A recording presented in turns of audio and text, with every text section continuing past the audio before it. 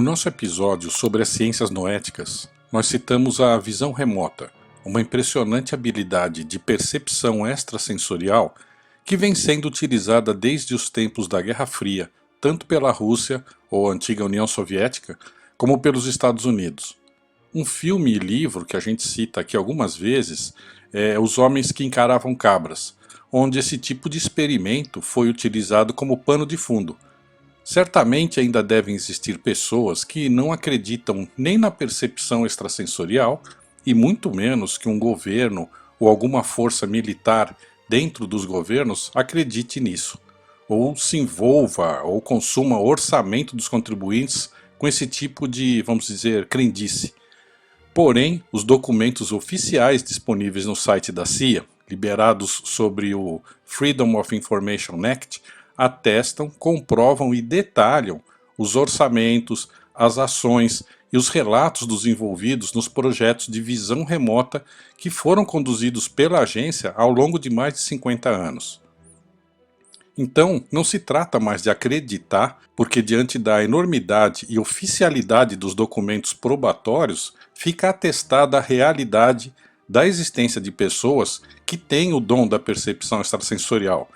E sendo assim um fato, a gente tem que entender como e por que países poderosos como os Estados Unidos, a Rússia, utilizaram essas habilidades de videntes, ou médiums, ou psíquicos, desenvolvidos para expandir as suas atividades de espionagem e assim buscar tentar aumentar suas vantagens táticas e estratégicas em relação a nações adversárias. Hoje, então, graças a esses documentos da Agência Central de Inteligência norte-americana, se sabe que essas experiências se iniciaram oficialmente lá no início da década de 70 e estão relacionadas a projetos com o codinome Great Flame ou Stargate, que é o mais conhecido deles. Entende-se que várias dessas experiências com videntes ou psíquicos passaram a ser conduzidas pela equipe de técnicos e cientistas do Laboratório de Eletrônica e Bioengenharia do Stanford Research Institute, o SRI, que fica lá em Menlo Park, na Califórnia. É uma entidade respeitável contratada pelo governo norte-americano para desenvolver esses experimentos de visão remota e registrar detalhadamente os procedimentos que eles realizaram desde 1971 e o que se estendeu aí por cerca de pelo menos 20 anos. Em geral, os documentos ocultam o nome dos videntes ou chamados psíquicos com essas capacidades especiais que foram cooptados e utilizados nas diversas sessões de visão remota que foram realizadas lá ao longo de todos esses anos. Nessas sessões, os técnicos do SRI, do Stanford Research Institute, registravam as visões manifestadas pelos psíquicos, geralmente descrevendo o que eles estavam visualizando com o seu poder mental. Eles então, com esse poder, eles acessavam remotamente instalações militares secretas no território soviético e também esconderijos de terroristas. Para isso, os técnicos forneciam aos psíquicos um envelope lacrado que tinha apenas escrito números à mão, que eram as coordenadas de latitude e longitude dos pontos de interesse em território inimigo, como atualmente a gente usa quando quer chegar a um determinado endereço específico do Google Earth, por exemplo. Dentro desses envelopes, que só eram abertos no final das sessões, estavam fotos tiradas por satélites espiões, que então eram comparadas ao que os psíquicos descreviam durante a sessão de visão remota. Essas visualizações permitiam confirmar a localização física dessas instalações e a consistência dessas informações em relação ao conteúdo do envelope, chegando no nível de detalhe de quantas pessoas estavam nas salas dentro dessas instalações, a patente dessas pessoas, sua aparência física, a planta dessas instalações, o mobiliário que tinha lá, os móveis e os equipamentos que estavam sendo usados internamente. A gente encontra nessa documentação menção inclusive ao acompanhamento e espionagem envolvendo o célebre psíquico ou médium Uri Geller, que aparentemente possuía, de fato, poderes de percepção extrasensorial real, mas ele acabou ficando conhecido mais como um charlatão que entortava colheres, chaves e que dizia parar relógios com a força da mente em programas de auditório entre os anos 70 e 80 na televisão mundial, inclusive ele esteve aqui no Brasil. Talvez essa fama tenha servido para ajudar a CIA em manobras de acobertamento e desinformação a respeito dessas experiências e estudos que estavam sendo feitos para uso militar e estratégico. E aí a gente tem um outro psíquico notório que é citado nessa documentação, que é o americano Ingo Swann, que participou dessas experiências, demonstrando não apenas uma grande capacidade de visão remota e de possuir uma percepção extrasensorial poderosa e diferenciada, mas também ele comprovou a capacidade de projeção fora do corpo e psicotelecinese, que é o poder de mover objetos e equipamentos remotamente com o poder da mente. Provavelmente devido a essa capacidade diferenciada, o Ingo Swann tornou-se o protagonista do que talvez seja a experiência de visão remota mais impressionante relatada nos registros desses projetos secretos, porque envolveu a visualização não de bases inimigas ou esconderijos de terroristas aqui no nosso planeta, mas porque a visualização dele trouxe informação de bases secretas que supostamente existem no lado oculto da Lua e dos seres que operam essas bases. Nesse processo, o Ingo acabou tendo acesso a evidências, inclusive da presença de seres extraterrestres que estariam vivendo secretamente já aqui entre nós na Terra. E a parceria e o relacionamento ou conhecimento da atuação deles aqui com os militares. Isso tudo segundo ele, o Ingo Swann, que conseguiu deixar registrado esses relatos no seu livro Penetration, a questão da telepatia entre a humanidade e os extraterrestres, que foi lançado em 1998, após 22 anos dos acontecimentos que ele relata, porque aí já tinha passado o período de quarentena ao qual ele teria se comprometido quando participou desses experimentos, para não revelar publicamente essas informações e experiências. E também ele acabou lançando esse livro porque na época, em 98, ele começou a sentir que estava sofrendo perdas de memória e ele não queria correr o risco de levar esse conhecimento e experiência que ele teve para o túmulo. Ele morreu em 2013. Segundo o que o Ingo Swann conta nesse seu livro, tudo começou depois que ele sugeriu à equipe técnica que era responsável por utilizá-lo ali como psíquico nesses experimentos de visão remota, em que ele acessava mentalmente instalações secretas em território soviético, que eles deveriam tentar algo mais desafiador nesses experimentos, uma vez que ele considerava que além das experiências convencionais já provarem o poder psíquico dessas pessoas que têm percepção extrasensorial e de que isso então seria uma realidade, ele achava que era tempo de tentar algo mais ousado nesse processo, para tentar entender a extensão desse poder psíquico. O Ingo vinha sendo utilizado nesses experimentos e acompanhado por cientistas notórios como os físicos e parapsicólogos Russell Targ e Harold Puthoff desde 1971, quando ele tinha 37 anos. E em abril de 73 ele se propôs a participar de um teste mais ousado, aceitando inclusive que ele fosse realizado fora do cronograma oficial de trabalho. O Ingo chamou essa experiência de VLDRV, ou Very Long Distance Remote Viewing, visão remota de longa distância. Aproveitando o lançamento recente das sondas Pioneer da NASA, o Ingo sugeriu que a equipe de Russell e Harold lá trouxessem no envelope lacrado que eles usavam nas sessões de visão remota dados de referência sobre o planeta Júpiter, do qual ainda não se tinha fotos e dados detalhados, porque só seriam conhecidos aqui na Terra quando essas recém-lançadas sondas Pioneer 10 e 11 retornassem à Terra as informações coletadas na órbita ao redor do planeta. Dados esses, então, que só chegariam aqui a partir de setembro de 73. Ou seja, 5 meses, mais ou menos, depois desse momento em que ele estava propondo essa experiência lá para os cientistas. A experiência foi realizada sob protocolos muito rigorosos, porque os dados brutos dessa seção de visão remota do planeta Júpiter e as suas luas tinham que ser registrados para que se atestasse que elas foram obtidas formalmente antes de que recebessem aqui na Terra os dados que seriam enviados pelas sondas da NASA. Na conclusão do experimento, as cópias de dados brutos foram amplamente divulgados e entregues a diversos cientistas respeitados lá no Vale do Silício, incluindo os cientistas do JPL, que é o Jet Propulsion Lab da NASA. O experimento resultou numa página de esboços e mais 2,5 páginas com observações verbais em uma sessão mediúnica que, concentrada ali, durou cerca de 3 minutos e meio. O Ingo registrou características físicas de Júpiter, como a sua atmosfera e a superfície do seu núcleo, e resumiu as visões em 13 principais dados. Primeiro, a existência de um manto de hidrogênio.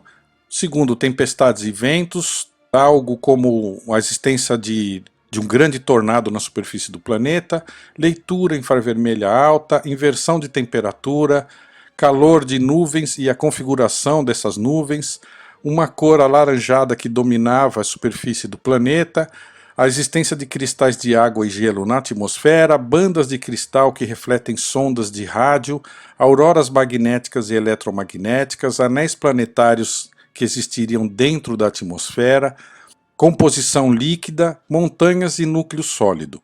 Vários desses pontos foram sendo confirmados, ou seja, por exemplo, 6 desses 13 fatores receberam comprovação científica ainda em 75, ou seja, 2 anos depois da experiência de VLDRV da qual ele participou, e os pesquisadores participantes do experimento, o Russell Targ e o Harold Puthoff, registraram inclusive a transcrição dessa sessão no seu livro Mind Reach, Scientists Look at Psychic Ability, ou O Alcance da Mente, cientistas olhando a habilidade psíquica. Esse livro, de 1977, inclusive foi lançado aqui no Brasil pela editora Francisco Alves, com o título de Extensões da Mente. Por causa das evidências e resultados obtidos desse conceito absolutamente inovador, disruptivo, ousado, que o Ingo Swann propôs, onde ele estava usando uma referência de geolocalização de um planeta que ia além das coordenadas de longitude e latitude que eles vinham trabalhando especificamente aqui na Terra como alvo da visão remota. Ele acredita que chamou a atenção de um grupo obscuro e desconhecido que atuava de forma secreta e oculta como algum tipo de agência ligada aos militares ou ao governo americano. A gente vê no livro uma sequência de acontecimentos que são dignos de um filme de espionagem, onde ele foi contatado por meio de um telefonema inicial de uma pessoa de Washington em 1975, que se apresentou como integrante dessa misteriosa agência, e essa pessoa convidou ele para uma reunião sobre um novo experimento de visão remota que queriam propor para ele. O responsável pela reunião e pelo projeto seria um agente que se apresentou com um codinome, que era Axelrod, e esse Axelrod propôs que o Ingo ficasse à disposição desse experimento nas instalações dessa agência que ele, o Ingo, acreditava que estavam em alguma base subterrânea secreta mantida pelo governo americano para desenvolvimento de armas e projetos secretos. Foi proposta uma remuneração para ele ia ganhar dinheiro com isso, e era mais dinheiro do que ele regularmente ganhava lá do SRI nas sessões de visão remota que ele fazia. Ele então aceitou. Quando ele entrou oficialmente nesse projeto, ele recebeu a informação de que ele ia ter coordenadas da Lua. Então isso era a partir do conhecimento que esse pessoal teve do que ele fez lá para chegar com visão remota a Júpiter. Então ele aqui receberia coordenadas da Lua, principalmente do chamado lado oculto ou lado escuro da Lua. Ele teria que realizar a visão remota dessas áreas a partir dos dados de geolocalização, sem saber o que ele de fato estaria visitando, usando a sua percepção extrasensorial. Logo que começaram as sessões, ele viu coisas que ele não esperava ver, e ele se mostrou muito confuso e preocupado com o que ele estava vendo. Ele chegou a duvidar que ele tivesse recebendo coordenadas corretas que fossem na Lua. Ele achou que estava recebendo coordenadas de alguma instalação secreta aqui da Terra, de alguma nação adversária. Inicialmente ele viu marcas no solo que pareciam fileiras de esteira de trator, e quando ele foi acessar uma nova coordenada, ele se viu num outro lugar que ele não acreditou que era na Lua, porque ele via ali uma névoa esverdeada que parecia ser no interior de uma cratera, porque pela altura das laterais ali, que ele entendia como sendo montanhas, e ele foi percebendo que vinha uma luz de algum tipo que se misturava a essa névoa E aí ele foi percebendo que essa luz vinha de duas fileiras de luzes que pareciam as estruturas ou torres de luz dos estádios de futebol, fixas no alto das margens da cratera onde ele estaria. Diante da incredulidade do Ingo, que ficou frustrado achando que ele estava vendo alguma coisa aqui na Terra, o tal agente Axelrod encarou o Ingo com um semblante muito sério e seguro, dando a entender que sim, as coordenadas que eles tinham informado a ele eram de fato na Lua, e eles sabiam de alguma forma que o que ele estava vendo e estava estranhando existia realmente na Lua. Mas ele esboçou uma reação que também demonstrava que essas confirmações do que o Ingo estava vendo não eram uma boa notícia para esses agentes, ou aqui para a Terra, ou porque o governo americano estava buscando saber. O Ingo calculou que essas estruturas tinham altura equivalente ao prédio da ONU em Nova York, ou seja, um edifício de 39 andares, ou cerca de quase 100 metros de altura cada uma. Diante das reflexões e informações que se tinha sobre a Lua na época, o Ingo questionou o agente sobre quem teria colocado essas estruturas lá, porque ele imaginava que não teriam sido os americanos, e que somente a União Soviética poderia então ter feito isso nas suas missões. Mas se sabia então que os soviéticos não tinham chegado a esse estágio na corrida espacial. Então o agente Axelrod comentou com o Ingo: "Você está surpreso, né? Ou isso é uma grande surpresa para você, né?" Enquanto ele questionava o porquê dos americanos não terem checado pessoalmente essas anomalias, o Ingo Swann entendeu que não eram estruturas criadas por humanos aqui da Terra.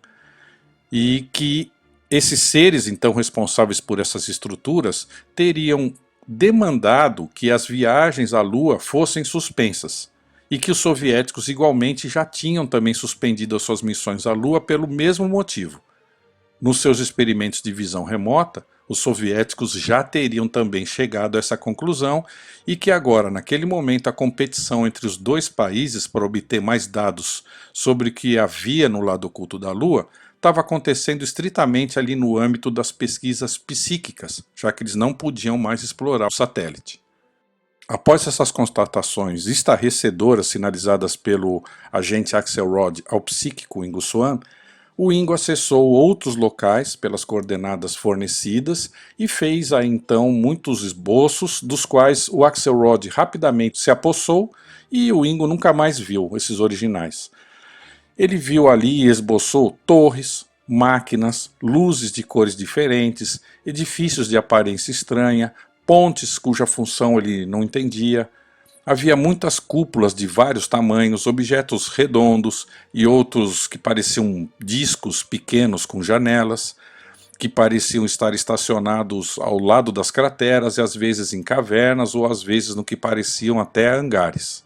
Nesse ponto, é muito oportuno a gente fazer uma conexão com as imagens que recentemente, agora em 2023, foram divulgadas por pessoas que acompanhavam ao vivo a nave Orion, que orbitou a Lua pela nova missão Artemis da NASA em dezembro de 2022.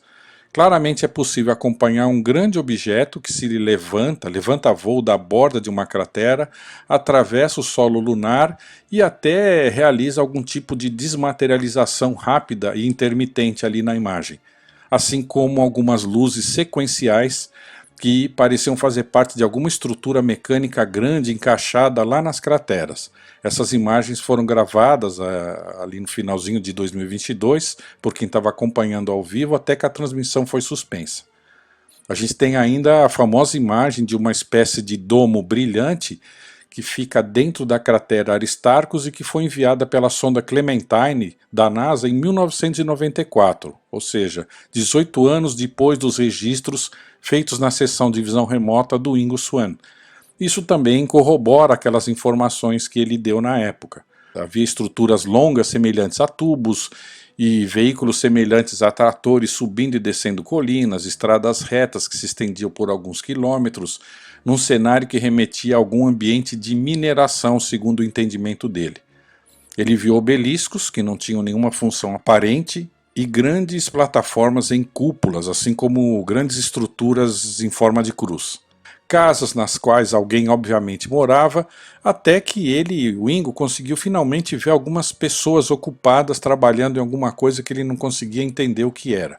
Eles estavam num lugar escuro, onde o ar estava cheio de poeira fina e havia algum tipo de iluminação como uma névoa verde-limão escura. Os seres que o Ingo viu poderiam ser considerados humanoides, eles pareciam estar cavando numa encosta ou num penhasco e no seu estado psíquico, o Ingo pressentiu que alguns desses seres começaram a falar de forma agitada e a gesticular, até que 2 deles apontaram na direção de onde o médium estaria visualizando eles. Com isso, o Ingo ficou impressionado pela sensação de ter sido percebido numa visão remota, onde teoricamente, até onde ele entendia o seu dom, não havia presença física tridimensional para ele ser visto. Como que esses seres então poderiam estar olhando e apontando para ele? A menos que esses seres também tenham algum tipo de alta percepção psíquica. Diante dessa descoberta e dos questionamentos dessa descoberta, o misterioso agente Axelrod concluiu que já era o momento então de encerrar o experimento com Ingo Swann para não dar a ele mais detalhes confidenciais sobre esses seres. Posteriormente, o Ingo refletiu sobre as suas visões e tomou conhecimento de documentos como o TRR-277, Catálogo Cronológico de Eventos Lunares ou Transient Lunar Phenomena, que é um relatório listando diversas anomalias lunares que foi publicado em julho de 1968 pela própria NASA e foi compilado por cientistas como a doutora Barbara Middlehurst. A gente cita esse relatório no nosso episódio sobre o filme Moonfall. Ao tomar conhecimento desse relatório oficial, o Ingo encontrou algum respaldo às especulações que já ao longo de várias décadas vinham sendo feitas e questionadas por quem conseguia observar o nosso satélite, lá a Lua, e via lá a movimentação de objetos e luzes, sombras estranhas se projetando sobre a superfície lunar. Mas a maior conclusão viria para o Ingo no que diz respeito à capacidade telepática desses seres não humanos. E o que de fato significava essa capacidade de percepção extrasensorial. A constatação que esse poder representava de fato a penetração física em uma outra dimensão, e não apenas uma visão ou intuição mental, foi o que levou o Ingo a dar o nome de Penetration, ou de penetração, para o seu livro. Ele percebeu que os agentes aqui dessa agência que estavam conduzindo esse experimento com ele, já sabiam que esses seres não humanos tinham capacidade telepática.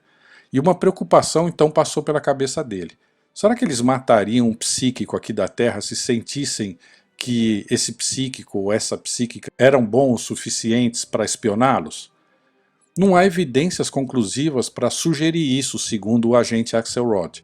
O agente comentou que aqui na Terra, quem está pesquisando isso ainda não sabe, mas é muito claro que eles têm coisas e capacidades que a gente ainda está tentando entender. Não está claro se esses seres teriam visto ou não o psíquico. Então o Ingo Swann disse que se é telepatia, é então um tipo diferente, pelo menos de como é entendido aqui na Terra. Também não é apenas telepatia então. É difícil articular essa descoberta ou especulação sobre a realidade da telepatia em termos tridimensionais simples. A gente entende que a mente é uma construção tridimensional. Uma mente, existindo como algo tridimensional, se comunica com outra mente que também é uma coisa tridimensional através da distância. E a distância envolvida é concebida aqui nos termos nossos tridimensionais. Como se explicaria então alguma coisa que não faz sentido no nosso universo físico tridimensional como a comunicação entre as mentes? O agente Axelrod então respondeu para o Ingo, dentro dos limites de informação que ele podia compartilhar com o vidente, que a gente deveria entender que o nosso universo físico é tridimensional, mas não o universo mental. E aqui estaria uma das grandes falhas em todas as teorias sobre percepção extrasensorial. Na época, todo mundo pensava em percepção extrasensorial apenas em termos tridimensionais, dessa nossa realidade. Hoje a gente tem teorias como o multiverso e usos ainda desconhecidos de tecnologias como a computação quântica, a inteligência artificial e o metaverso, que provavelmente estão expandindo e explorando esse entendimento da percepção extrasensorial. Além desses relatos impressionantes, ocorridos logo em seguida da chegada do homem à Lua, e que foram relatados apenas quase 3 décadas depois, a gente lê lá no livro do Ingo Swann que esses agentes revelaram a ele que haveria uma comunidade de extraterrestres vivendo no meio aos humanos aqui na Terra, lá na costa oeste dos Estados Unidos, mas que seriam hostis e com interesses escusos na nossa sociedade. O Ingo teve contato com esses seres em Los Angeles e o seu relato é interessante, ele parece muito similar ao que o pesquisador e ufólogo David Wilcock reportou numa entrevista que ele deu ao extinto canal chamado Edge of Wonder em 2018, quando ele buscou explicar o que de fato estaria por trás dos enigmáticos incêndios seletivos, inclusive, que ocorreram naquela época lá na Califórnia. Essa entrevista foi retirada do YouTube, mas ela ainda pode ser vista lá no nosso grupo fechado para membros apoiadores no Hotmart. O Ingo Swann ainda foi convidado a testemunhar com a equipe do Axelrod a materialização de um veículo transdimensional que tinha um formato de diamante ou octogonal numa área que ele supõe ser o Alasca ou a fronteira com o Canadá. Esse veículo disparou raio lasers tentando atingi-los antes de se desmaterializar. E também é um relato que faz a gente pensar no formato, comportamento e localização dos OVNIs que teriam sido supostamente derrubados por jatos americanos e canadenses agora entre os dias 10 e 12 de fevereiro de 2023. E você, mente aberta, o que pensa desse assunto? O que você acha da possibilidade real de seres não humanos controlando a nossa Lua?